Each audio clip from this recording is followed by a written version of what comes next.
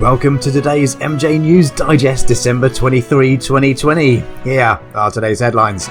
Prince is Santa Claus, MJ, Superthug, Feldman and the Train Station, Moonwalker inspiration revealed, Unreleased MJ and Corey song, was Sonic really Michael Jackson, and MJ's Christmas message. A lot to get through. So, from Entertainment Tonight Canada, Prince Jackson partners with Mattel to donate toys to kids. This is really cool. So Prince Jackson is making Christmas a bit happy for 25 Los Angeles area children thanks to some help from Mattel. So Michael Jackson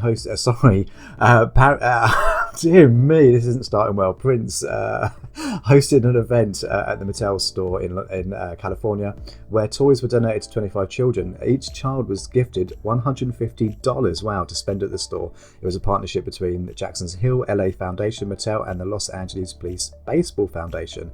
And I'll link this article in the description. There's a video there from Prince's Instagram. Prince says, every year since we were a student organisation, Hill Los Angeles has put on a holiday event. We feel it's an opportunity to end the year on a positive note, to spend time with your loved ones and your family, and to celebrate coming together and the community. With this year being as hectic and chaotic as it was, we felt that a holiday event was needed more than ever to share some love and joy with the youth of Los Angeles. Really nice. Jackson concluded by revealing that he'll be recapping the event live on Instagram on Tuesdays, that was yesterday. And he says, I tell you, I can't say enough great things about this event yesterday, but I will try. This is really good. Prince has really shown, especially this year, just what a caring person he is and how inspirational he is. So yes, if you go onto his Instagram, you can see the video and there's some photos as well and more news, about the event. Got a bit of a throat in my throat. It's not COVID. Okay, so our next news story is from Genius. This is something we've known about for a while. Pharrell says most of the songs for Justin Timberlake's Justified album were meant for Michael Jackson, but Pharrell gives us a bit more information in this interview, so I thought I would share it with you. So, as I said, again, I will link this. I will link this in the description below. So, Pharrell Williams recently sat down with North for an episode of Drink Champs, where he reflected on his career and discography. The producer revealed all sorts of tidbits of musical knowledge about the interview and also talks about the Justin Timberlake album actually being meant for Michael Jackson. So he says, John McClane, who was Michael's manager at the time, we sent him pretty much all the stuff you hear on the Justified album. That's all the Michael stuff, all but one song. They were all written for Michael. Now, as I said, we've known this for quite a while, and you can definitely hear Jackson's influence through the album. It says here that although Pharrell's revelation was surprising, it squares with what we know about Timberlake in the album, the fact that critics were kind of complaining that the songs were basically Michael Jackson knockoffs. But he says that John McClane was like, man, Michael don't want that shit. He want that shit that you're giving Noriega. He want that Superthug. And even while telling all these stories years later, the requests still seem to befuddle Pharrell, because apparently Superthug was one of Nor's biggest hits and it was one of the main songs that put the Neptunes on the map, but it was also considered a hardcore rap record and nothing like anything that Jackson had ever released before. But if you look at Michael's discography, a lot of the songs were like nothing that he had recorded before. For example, Earth Song. There's no other song like Earth Song in Jackson's discography. You could also say the same for Human Nature. So it shouldn't come as any surprise that Michael Jackson wanted to kind of keep an eye on the trends and make them even better and come out with something completely different. But this last bit here in the article was surprising as well. Pharrell also explained that Britney Spears' song I'm a Slave for You was meant for Janet Jackson. In fact, Janet Jackson even recorded her own version of the song but never put it out. Now, it's no surprise, I love Britney, I love I'm a Slave for You, I love Janet Jackson even more. Can you imagine Janet Jackson singing I'm a Slave for You? We need that recording released as soon as possible. It's Christmas, it would be a great Christmas present. Please, hashtag Janet, I'm a Slave for You. That would be amazing. So let's get on to the meat of today's episode. So this is from The Gamer. 80s child star Corey Feldman, yes, Corey Feldman, dishes on gaming with Michael Jackson and Hugh Hefner. Corey has done this recent interview with a YouTube gaming channel where he talks quite extensively about Michael Jackson, not just about Michael and his video game or his love for video games.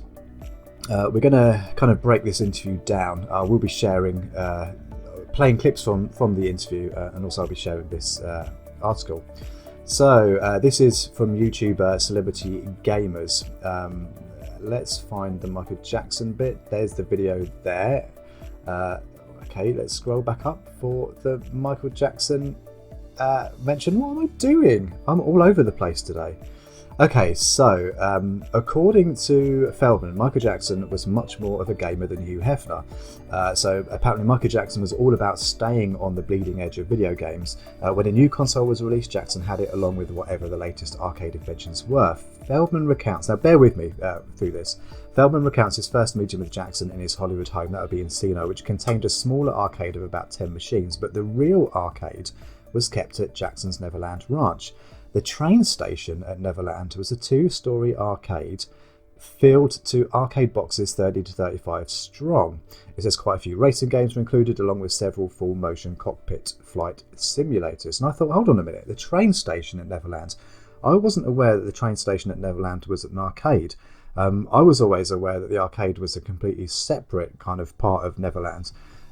Now, the reason why this kind of sparked my curiosity was because of James Safechuck. In Leaving Neverland, he said he was abused in the train station.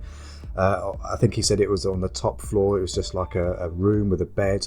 But the fans completely discounted that because when the abuse was supposed to have happened, the train station wasn't even built. So the director then changed Jimmy Safechuck's timeline of abuse events. So I just thought this was interesting, that apparently there was an arcade in the train station. Now, I belong to a super secret Michael Jackson WhatsApp group, invitation only. And it's jammed packed full of amazing people that know a lot about Michael Jackson and all the court cases, and who just love Michael. Anyway, so I put the question out to them, was the arcade in the train station? And the responses came back, the arcade was definitely not in the train station. So I thought, well, what's going on with this then? Is Feldman, has he got things mixed up, maybe, confused over time? Although Feldman did spend a lot of time with Michael Jackson, so surely he would know where the arcade was. And as far as I'm aware, in Leaving Neverland, James Safechuck never mentioned that the arcade was in the train station, and through all of his court depositions, he's never mentioned that there was an arcade there. So let's see what Corey says. This is the video of the interview regarding the train station. But when you went to Neverland, that's where the real arcade was, because he had a 2-story arcade in his train station. So it was literally, it had a stairway that went up from one level to the next. And throughout this whole place, imagine like the train station at Disneyland. It was a huge train station. So it had multiple levels, and 2 levels of it were video games. Then he ended up moving it to another house. So he had actually a video game house, which was actually closer to the main house, the main property at Neverland. It was also 2 stories. And in that one, that's where... Okay, so what Corey is saying is that yes, the arcade was in the train station, and it filled the 2 stories of the train station, but then it moved from the train station and was given its own dedicated house on the Neverland estate. So, although we know that Safechuck wasn't abused by Michael Jackson, and we have discredited the lie regarding the train station because the train station didn't exist, and so now the timeline of events has been changed to go in with that proof. So did this supposed abuse happen when the arcade was in the train station, or did it happen when the arcade wasn't in the train station? So we need to know when the arcade was moved out of the train station to give us kind of some more clarification. I just thought that was really interesting and definitely something to look into a little bit deeper. So another part of this interview, Corey spoke about how the Transformer toys actually inspired the Smooth Criminal movie. And I guess we should have kind of guessed this already, because in Smooth Criminal, Michael Jackson changes into a spaceship, a car, and a robot. But I kind of hadn't connected those dots. But this story regarding the influence or the inspiration behind Smooth Criminal was quite interesting. So I will play a little bit of that now. The world. One of the things that I can point out, which I've never really talked about publicly, was the fact that when the Transformers became a thing, and the Transformers first came out, Michael was using the Transformer technology as the concept for his entire music video for Smooth Criminal, which ended up becoming not just a short film, but kind of a long short film, which was like 45 minutes long. And in the video, he played this 20s gangster guy who could kind of, you know, morph into whatever he wanted. And so at the end of the video, he morphs into a car, which then actually morphs into a spaceship, and he takes off. And that's kind of what happens in the movie. So at first he starts off as a normal guy, then he morphs into a robot, then he morphs into a car, then he morphs into a spaceship. And that was all designed around the original Transformers. So when the Transformers first came out in 1985 or 86, when I first started being friends with Michael, he gave me 3 or 4 of the original prototypes, still packed in their boxes, brand new, the first ones off the, you know, the plant of the original Transformers. And he said, here, give these your little brothers as gifts from me. So I gave them to my 5 and 6-year-old brothers. And of course, within a week, they had dismantled and destroyed every single bit and piece of those Transformers. So do I still have them? No. Would they be worth millions of dollars at this point? Absolutely. Do I kick myself every day for listening to them and giving them to my brothers? Yes. Like, oh my God, if I had the original Transformers in their original boxes, do you know how much money those things would be worth? Oh my God. Cute story. So yeah, check out this video. It's really interesting. It's time-stamped, so all the relevant, you can skip to all the relevant segments, and there's quite a few Michael Jackson segments here regarding was Michael Jackson or Hugh Hefner the biggest gamer, how Transformers inspired Michael Jackson's Smooth Criminal, and there's also this bit here. Apparently at 23 minutes 26 seconds, Corey Feldman wrote a song with Michael Jackson, and I thought, oh my God. Anyway, let's listen to what Corey has to say. Available through my website. Did you ever, by the way, perform with Michael Jackson at all musically? We wrote a song together, which was never released, and unfortunately is one of the songs I cannot seem to find to put on this collection, which would have been great. I would have loved to add it.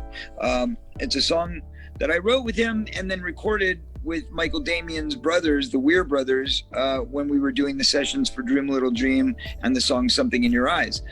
So it was actually like the 3rd, 4th song I ever recorded, but we can't find it. And apparently the Weir brothers, who had all the masters, had a terrible flood or fire or something like that, some huge problem that happened, and they lost a lot of the, unfortunately, the origin stuff that they had in their vaults. So Michael wrote a song with Corey. Now, I'm not a fan of Corey's music, so I, for one, am quite glad that it sounds like it wasn't recorded.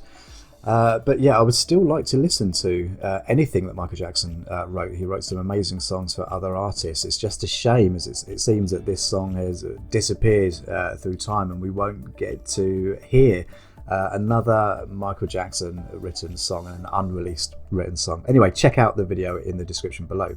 So our next story is continuing with games. This is from Looper, the iconic singer who was the inspiration behind Sonic the Hedgehog. Now, I almost didn't click on this because I thought this was going to be going down about how Michael was involved in Sonic 3. He wrote the music for Sonic 3 with Brad Buxer, but because of the allegations at the time, Sega dropped Michael, but still included his work in the game. But that's not what this article is about. So this article is about the actual inspiration behind Sonic the Hedgehog. I didn't know about this. It looks like this was first kind of announced in 2009, but I definitely wasn't aware of it at the time. So let's see where this is going, how Michael Jackson was the inspiration behind Sonic the Hedgehog. What is going on with my screen? You can definitely tell that I record these live. I do apologise. Bear with me, here we go. Okay, so it's obvious where Sonic's base character comes from. He's literally a hedgehog. But what about those iconic sneakers? Who looked at an anthropomorphic hedgehog and said, yes, I'll put sneakers on him? What about his signature blue, red and white colour scheme? Incidentally, Sonic was influenced by none other than the King of Pop. So we'll scroll down past this rather nice photo of Michael. Right, Sonic designers. Now I'm going to get these names. I'm going to mispronounce them, and you're going to call me out on it in the comments. But here we go. Sonic designers Naoto Oshima, Yuji Naka, and Hirozaku Yushura, set out to make Sonic cool. Sega wanted him to be a 90s icon, and his design was intended to embody the spirit of 1991, or as I like to call it, the start of the Dangerous era, with a rebellious streak and a cool attitude. Because of this, the team took inspiration from two cool people, Michael Jackson and Madonna, as well as future US President Bill Clinton. I love the fact that a US President is a footnote to Michael and Madonna. According to Newsweek, Clinton had a get-it-done attitude, blah-de-blah-de-blah. Even so, Michael Jackson's influence can be seen on Sonic at all times. Sonic's sneakers were inspired by the colour scheme of one of Jackson's albums. Naoto Oshima said as much in a 2009 interview. When he was asked about Sonic sneakers, he said his shoes were inspired by Michael Jackson's Bad, which contrasted heavily between white and red. I guess he means the Bad album cover. He went on to add, I also thought that red went well for a character who can run really fast. I just thought that was interesting. It's worth checking out this article. It goes on about the Sonic 3 as well, but also it just shows, yet again, and I've covered this quite a lot this year, how Michael Jackson has influenced popular culture. Amazing. Okay, so our last story is it's the YouTube recommendation of the day. It's from Matski73. This is Michael Jackson's Christmas message from 1995. Merry Christmas, Michael Jackson and the Jacksons. Hello, and thank you for all your love, your support, and your loyalty. I love you all so much. It has been a source of strength and inspiration. I wish you a very happy Christmas and a peaceful New Year. I look forward to seeing you soon, and I love you all dearly. Oh, and that's it for today's MJ News Digest. Thank you so much for tuning in. I really appreciate it. Please like, comment, and subscribe because the best is yet to come.